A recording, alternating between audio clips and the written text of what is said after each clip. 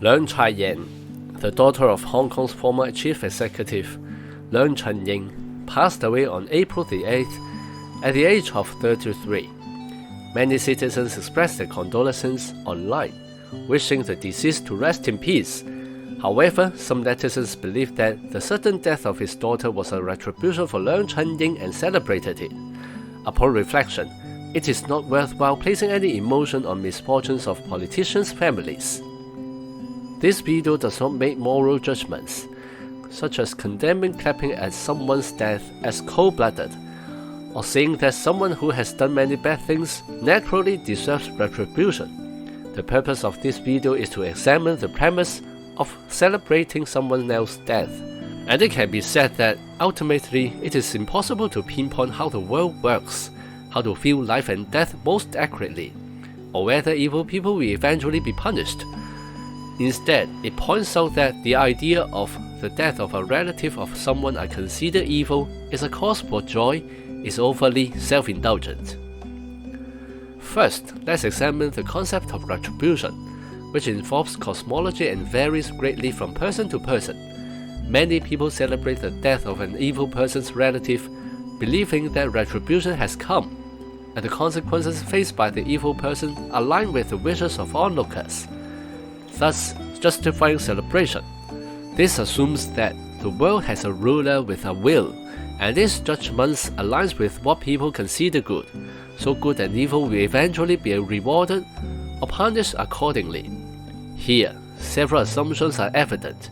There is a ruler of the universe. This ruler has a will. The will is benevolent.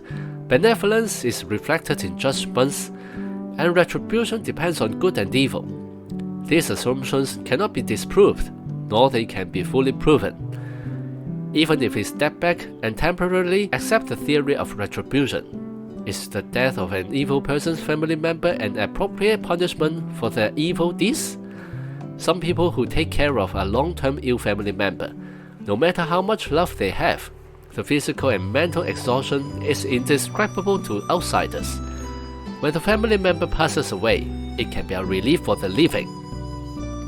Another point where the theory of retribution struggles to hold up is that it is impossible to measure whether the retribution recognized by ordinary people is commensurate with the evil deeds committed by the evil person. As mentioned earlier, death can relieve the burden on family members, and sometimes dying is easier than living in misery. Occasionally, news comes that an unpopular figure dies at an old age, and some people applaud and call it karma. But if it is believed that such a person has committed many evils, it seems that living to a ripe old age, while suffering from many illnesses, would be more commensurate with the harm they cause to others during their lifetime. If a tyrant dies quietly, perhaps even being politically purged and executed by a single shot, if one believes in the existence of a higher power, this might be a favor to them, making their death too comfortable. I don't know how much of an impact Leung Chai-yen's sudden death had on Leung Chun-ying, but if people celebrate because of it, the underlying assumption is that Leung Chun-ying loved his daughter, and her death would not benefit him.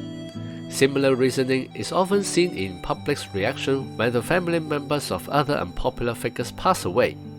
However, the reason these figures are disliked by the public is likely because they value power and wealth more than family relationships.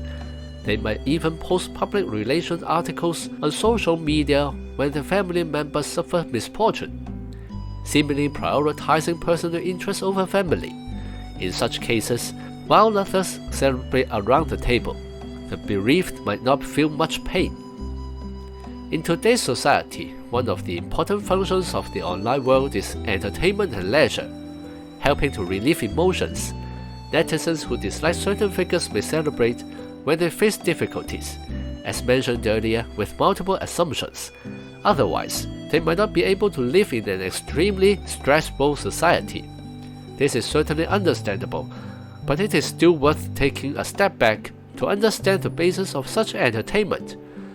When an unpopular figure faces so-called retribution, and we rejoice and celebrate, will it become a habit until we are used to projecting our emotions but perhaps it only makes us feel happy without affecting the other party?